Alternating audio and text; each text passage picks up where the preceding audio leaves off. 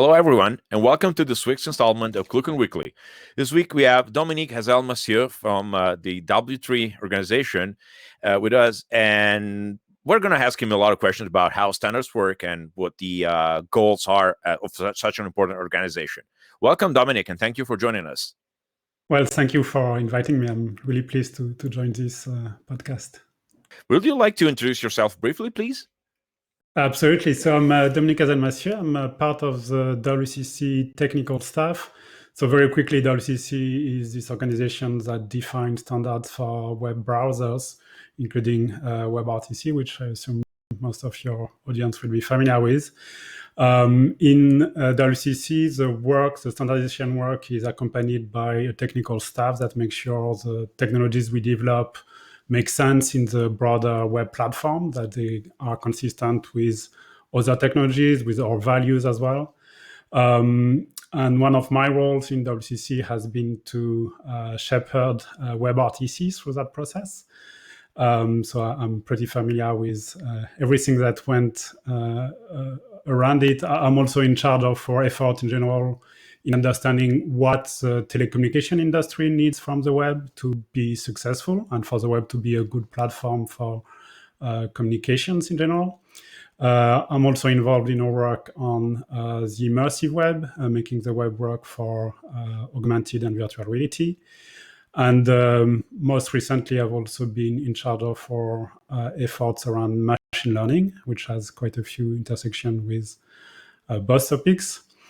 And my last hat is responsible for developer relationship efforts in WCC, making sure the technologies we develop in general fulfill the need from the developers community. Wow, you must have a lot of hat tracks in your house. There's a lot of hats to wear there. That's really interesting. So where to start? So one thing as a developer, I've been a developer in the WebRTC space for a while now. I will say since the inception of the standard. And one thing that I always ask myself is, how does a standard come to exist? And what are the steps? Like, how did WebRTC become accepted by everybody? Who starts the process? Who makes the decisions? That's probably quite good starting point. Yes, a great question, and one that has lots of variation across technologies. In the case of WebRTC, the story was there was this idea that the web would benefit from having basically one-click teleconferencing, where we are today, and as we are using today for this call.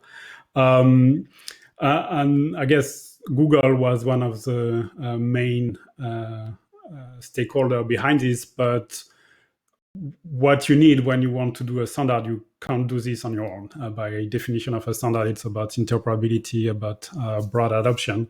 And so they started getting input from other stakeholders, other interested participants. And across these conversations, what emerged was the need to have standards both at the protocol layer, making sure you had the right protocols in place to set up calls that could go through firewalls and so on. And you needed standards in the browser itself, in this case, JavaScript APIs. And that's where WCC got involved. So that's the particular story of WebRTC.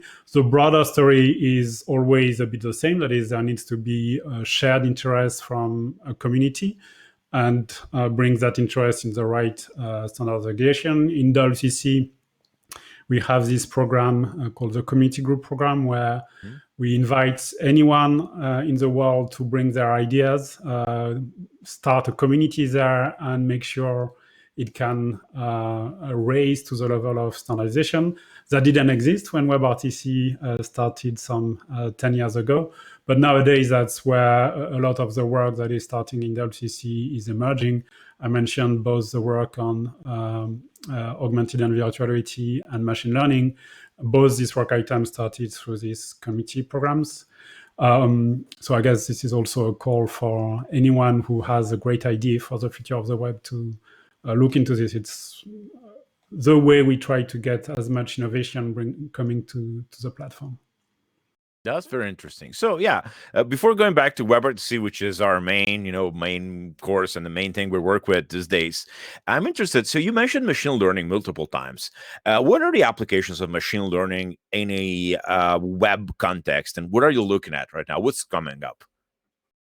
Yeah, so I mean, obviously, machine learning has many different type of applications, but in the very specific context of the web browser, what we want to ensure is that you can run existing machine learning models in a way that is as efficient as possible. A lot of the value of machine learning emerges when you actually run it at full speed, especially if you think about running it on, say, video processing.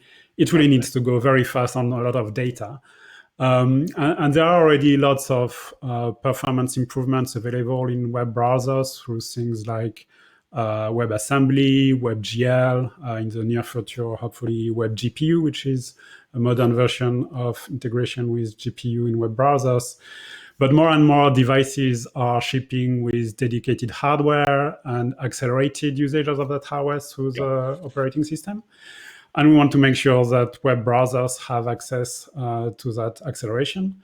And we want to enable this through an API called Web Neural Network.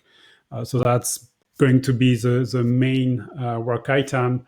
And in terms of usage, we expect this to be particularly useful when doing machine learning server side on the cloud is not really adapted to the situation, like because of latency or because of the amount of data, which again is particularly relevant in the case of video conferencing.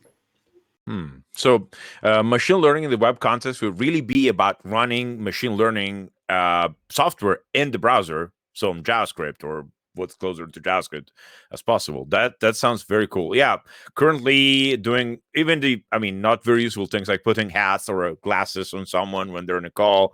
That kind of thing is done server side, and it's quite heavy to do. So I feel like that's going to be a great. There's also going to be a lot of actually useful cases for sure. And funny hats is actually one of our official use case to drive this work. So oh yeah, of course, yeah. Everybody wants a funny hat, and it needs to be in the browser, so it works better.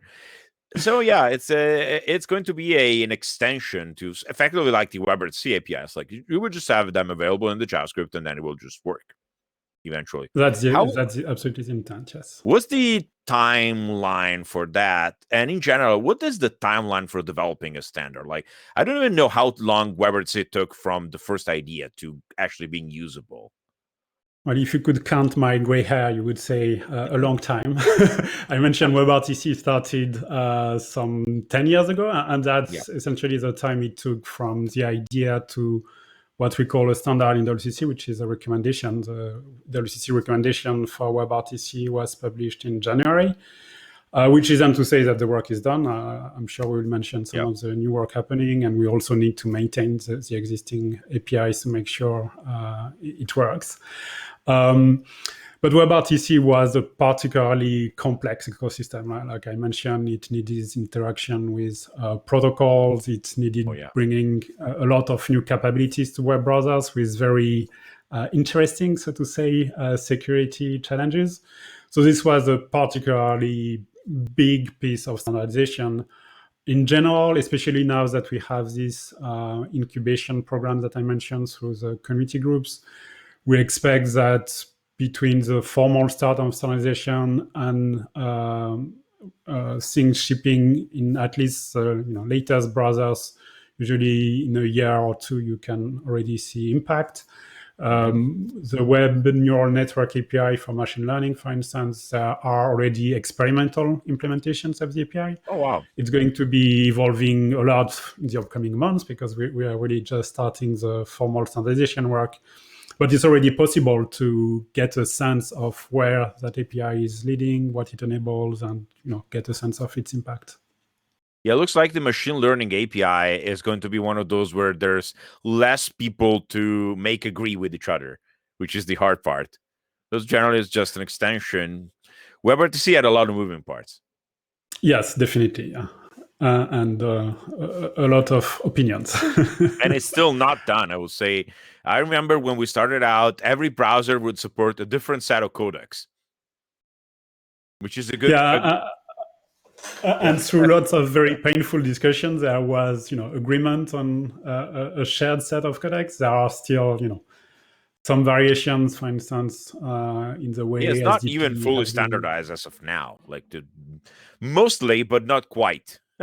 Yes, and also codecs are still evolving fast. So the question of what convergence will happen with new codecs is one that also will be interesting to watch. Yeah, there's Lyra, there's VP9, there's a few very interesting things in the space right now, which we've been experimenting with too. But again, the discussion, this is a very good example. We had a discussion last week about implementing Lyra, and our CEO, Anthony Minasali, founder of FreeSwitch, at one point says, okay, we can do this, but what if nobody else has done it? Our Lyra support is not going to be useful because literally nobody else uses it. It's I think sometimes it's a case of who starts first. Like, you have to get someone who will actually build something where it's not compatible with anything else, in the hope that someone else will jump on the wagon in time. Yeah, and this catch-22 situation is really what the standardization process is trying to help with. Like, if everybody waits until someone gets momentum, then first you might not be getting what you want, and you might be getting it not the way you want or at the time you want. And so making sure people are taking these decisions together with a shared goal in mind is really what's driving our work on standardization in general. I think that's probably the only way you can, having a standard and then having people implement it instead of letting people come up with the standards. Didn't Microsoft at some point have an WebRTC standard that was like their own version of WebRTC? Where did that? Do you remember what happened there? I don't really fully know what happened there.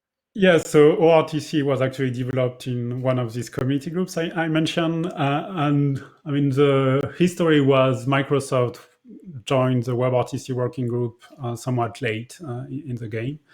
And they had plenty of ideas of what WebRTC needed to be. And so they started formalizing these ideas through this ORTC proposal that they developed in the community group.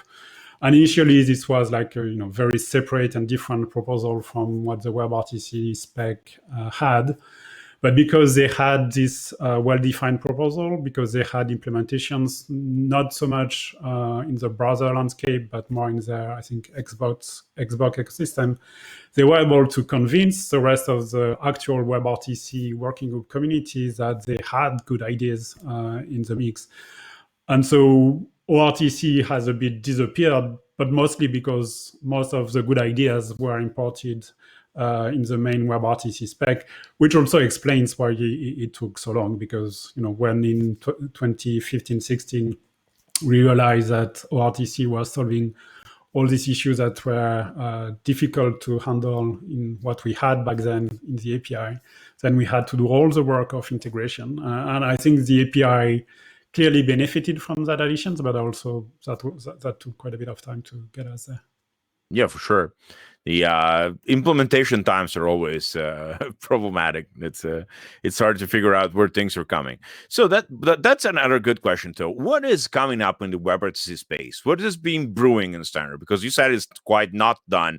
What do you think are the main things still need to be done in the WebRTC standard? So I guess one of the topics that is getting the most attention in WebRTC today is enabling end-to-end encryption. So today you have already some very good cryptographic guarantees in WebRTC, especially in peer-to-peer mode. But as soon as you integrate a media server in the middle, as you often need to for scalability, then you break some of these guarantees because the media server has to work with media streams.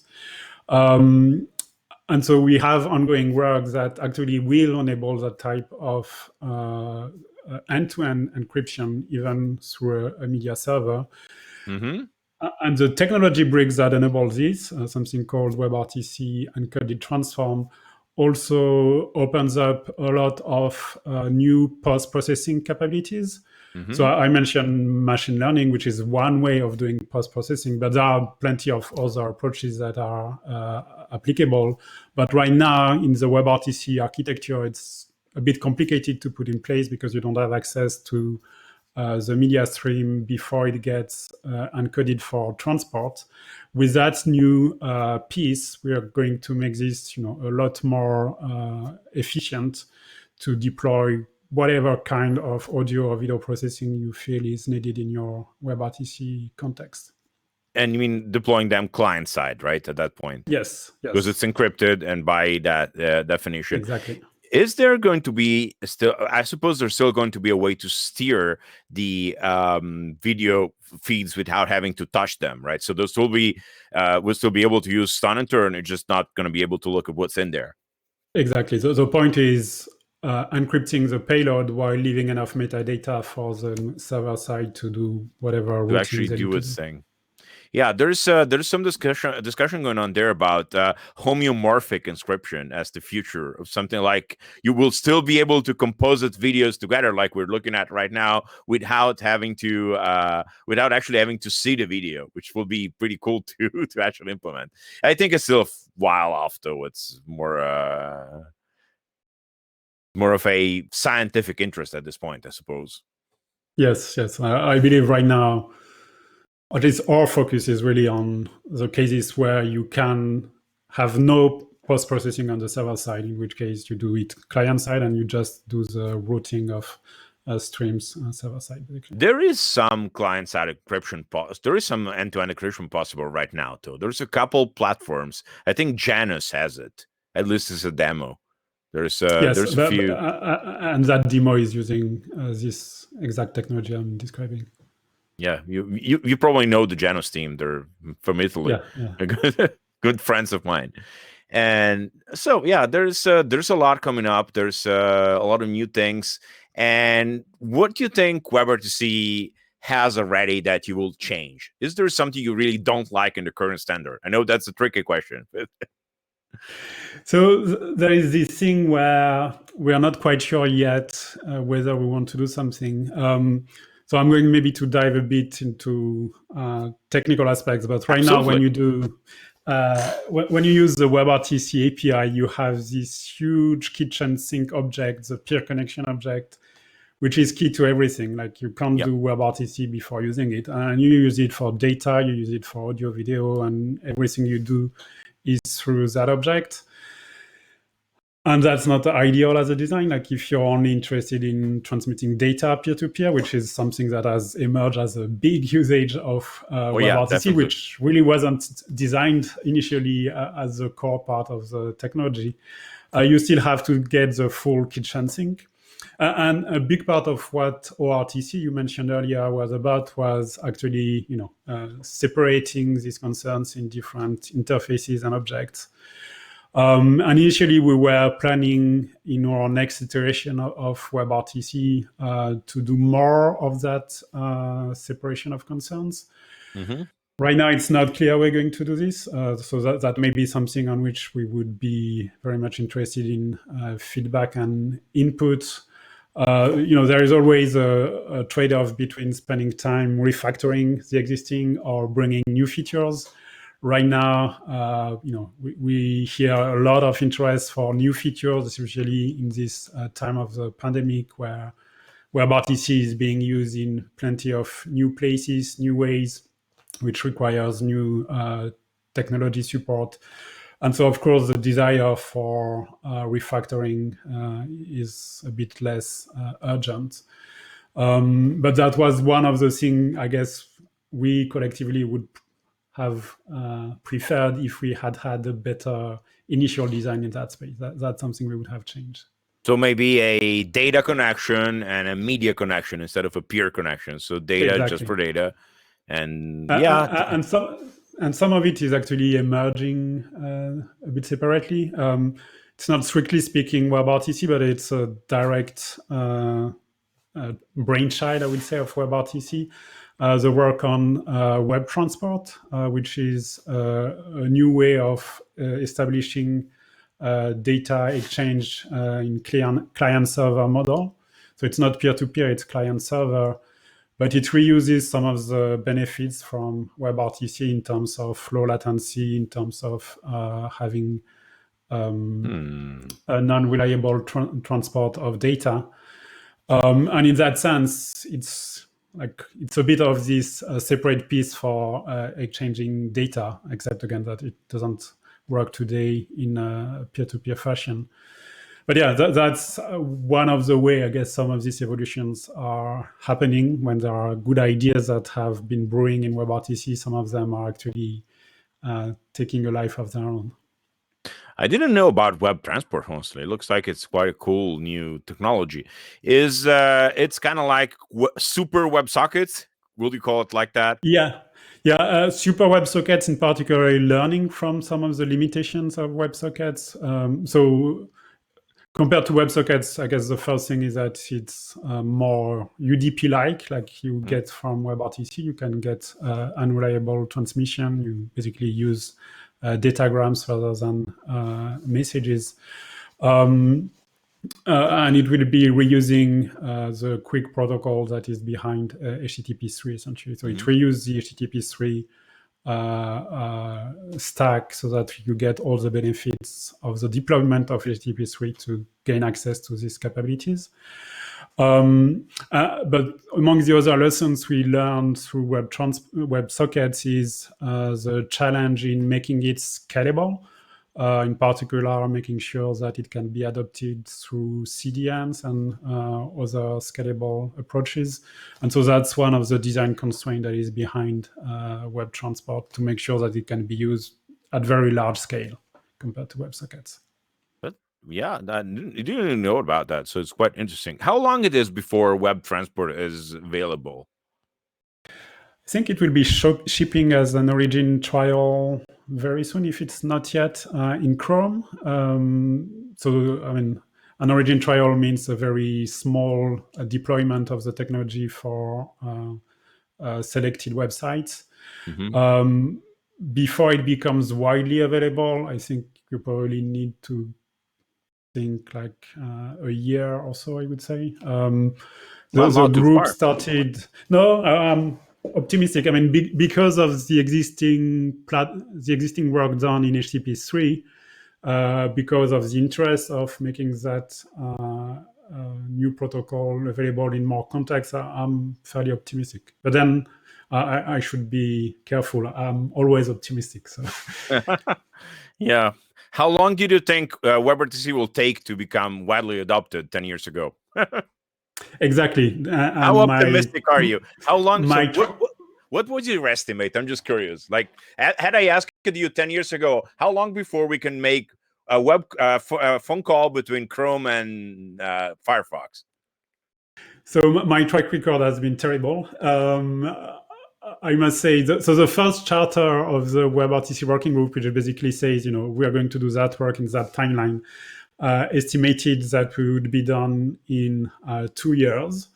But that's forgivable. You start a new piece of work, you never know. But we've been making that claim every 2 years until it finally, I think, came true. I mean, the first interoperable call came true probably in 2015 and 16. And then getting the really, really wide adoption that everybody benefits from, it took a few more years before we got Safari adopting the technology, and it only reached this very final stage of our standardization process in January, because there were still things to finish. So I would say in general, there is a question about when can you start using the technology, when can you start using it at very wide scale, when is the technology completely stable? And these are all different questions and different timelines. So I probably have not a very good track record, but these are really complex questions. So I don't feel too bad about it. No, I mean, we're all engineers, and engineers are notoriously bad at estimates, even for things being done or just for adoption. So there's one thing I wanted to ask you. Another strong topic that's come up around WebRTC and the discussion with the encryption, etc., is strong authentication. And I hear there's something coming up in the standard space too. Could you give us a few pointers about what's coming up, like the idea of replacing usernames and password with something else? So we released, I think last month, the second edition, the second iteration of our standard called Web Authentication, which is done in collaboration with the FIDO Alliance, and which basically makes it possible for web browsers to interact with existing strong authenticators, such as, on Windows, it would be Windows Hello. On iOS, you have Face ID, Touch ID. Yeah. You have all these USB securities, like my YubiKey here. Yeah, all of this now can be used through web authentication. And that's basically the core of our strong authentication story, development of which has been again announced just a couple of weeks ago. So in addition to all the work I mentioned, we also have ongoing work in the WCC around streamlining payments. And of course, one of the key places where strong authentication is needed is around payments, in particular in Europe, where there are new regulations in this space. And so a couple of weeks ago, we've announced new ways for this web authentication to integrate with our payment flows. And that doesn't apply yet in the context of WebRTC, but I think it's a blueprint of what we can expect to see emerging in the identity authentication space in web browsers. There's certainly a lot going on. Yeah, the two-factor authentication has been a long-standing discussion with how SMS has been phasing out in favor of other technologies. SMS still has a place, works quite well. It's simple to implement, but it's not perfect. So certainly there's still work to do. I agree with that. Cool. So, well, if there's so, what's the next big thing in WebRTC? What do you think should be looking forward? Just as a closing remark, what do you think we should look forward in the next few months?